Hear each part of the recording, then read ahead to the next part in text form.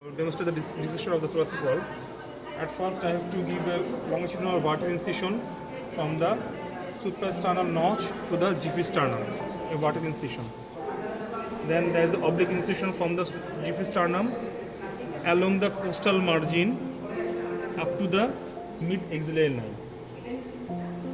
And another incision from the suprasternal notch just along the clavicle up to the acromial process of the scapula. Then I'll reflect the skin with subcutaneous tissue, deep fascia, all structures are reflected. And after removing all the things, there's important muscles. This is pectoralis major muscle. This is pectoralis major muscle. This is pectoralis major muscle. And when I reflect this pectoralis major muscle, another muscle is present. This is pectoralis minor muscle. This is pectoralis minor muscle. Right?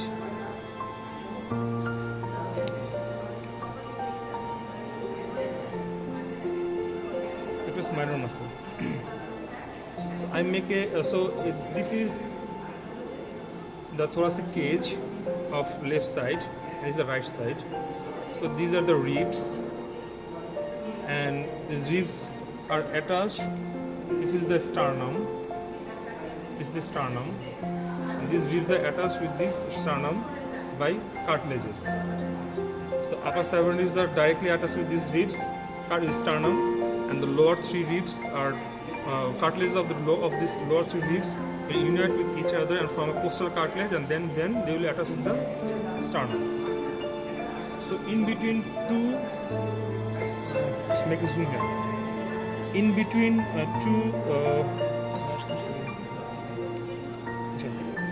between two ribs, there is a space called intercostal space. And important 3 muscles are present in intercostal space. These are external intercostal, which present most externally, then interintercostal, and the intercostalis intima. So the direction of the external intercostal will be something like this. You direct it downward, forward, and medially. So what is external intercostal muscle?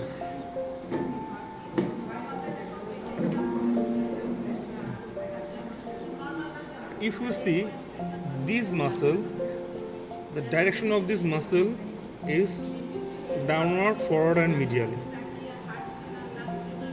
So if I reflect this muscle, just below this muscle we'll find the interintercostal. So if I see the direction of these muscles, these are directed this manner or this manner, same direction. It will, if I consider it according to this manner, they will be downward and backward. So these muscles of fibers are directed according to downward and backward direction.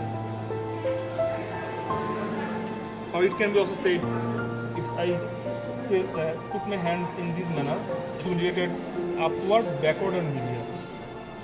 The external intercostal will be downward, forward, and medially, and interintercostal will be upward, backward, and medially.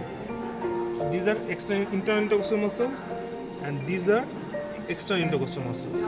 And intercostalis intimi will be present inside the costal, in the interior of the costal margin. These muscles are internal intercostal. Fine. So the neurovascular the neurovascular will be present in the lower border of upper rib. The neurovascular plane will be present. Then I will reflect the rib laterally,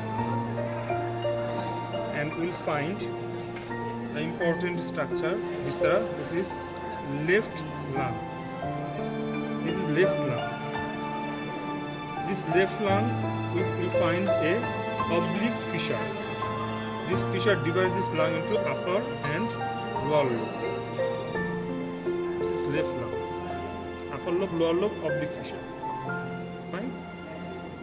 So this is the cardiac notch, and there is a projection from this cardiac notch. This is the lingula.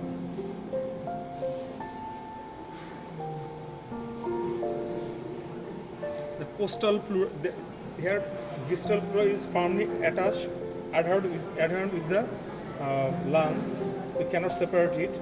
But the costal pleura is attached with this inner surface of these ribs, just and also present in the inner surface of the sternum. So then I'll reflect the area. If I reflect the area, then I'll find another important structure.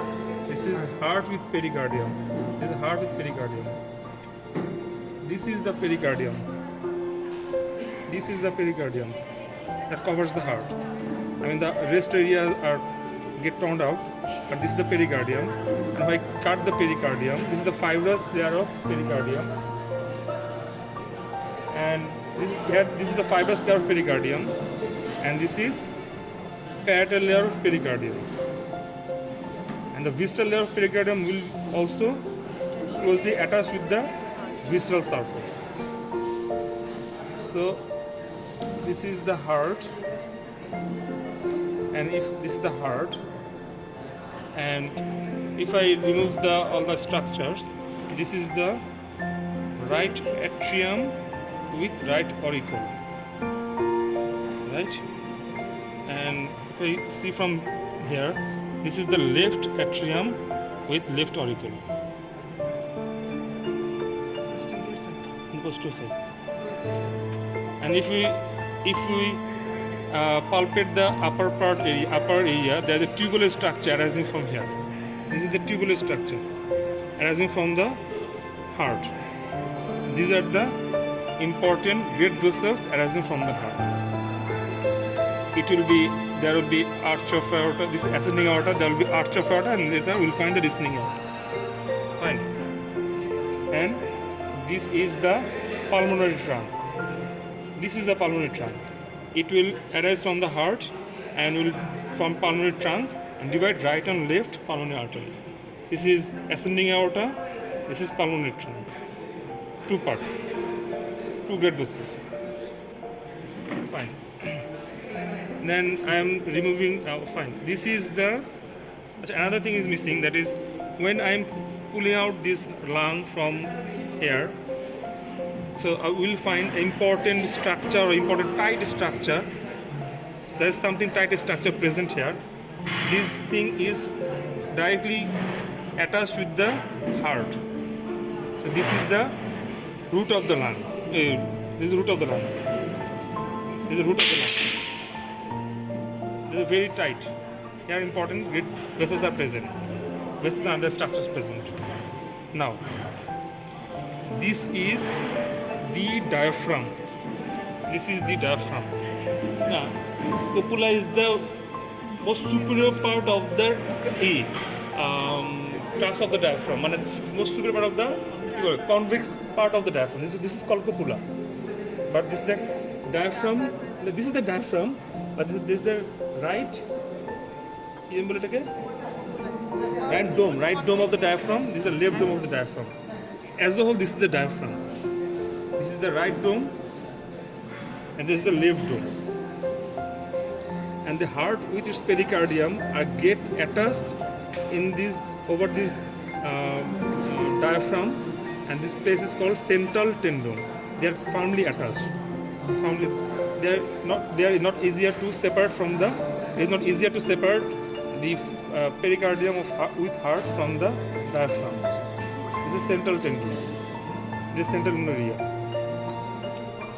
Yeah, central tendon will be present. If we dissect along this line, we will find the area which will be termed as central tendon. Now, we will move to important structure, that is, this is left phrenic nerve. Look, it is supplying the diaphragm, the left dome of the diaphragm. This is left phrenic nerve. And if I dissect here, then I will find the right phrenic nerve. So this is left phrenic nerve.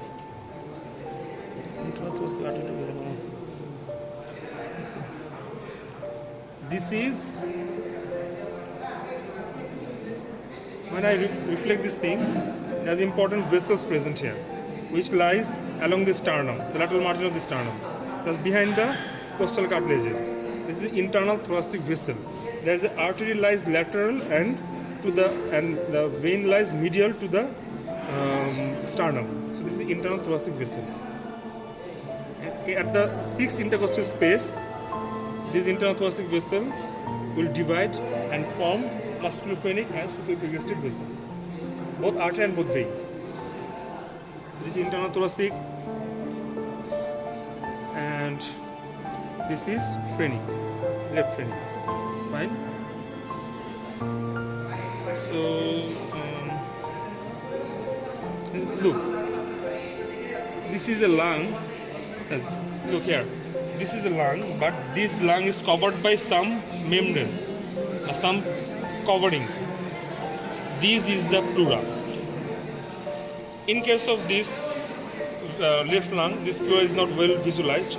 In case of right lung, look, there is a whitish or whitish-like structure or membrane covering the pleura.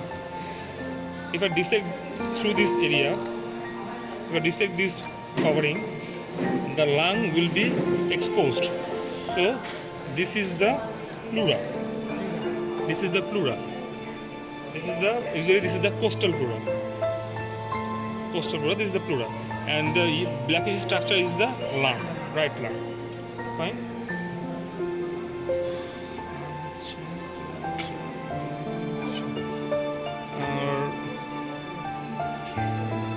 Look, this is the diaphragm, and when I elevate the diaphragm, there is a shiny membrane, a shiny thin membrane present here. There is a thin membrane, shiny. This is peritoneum. This is palatal peritoneum, which lines the undersurface of the diaphragm and makes the diaphragm shiny.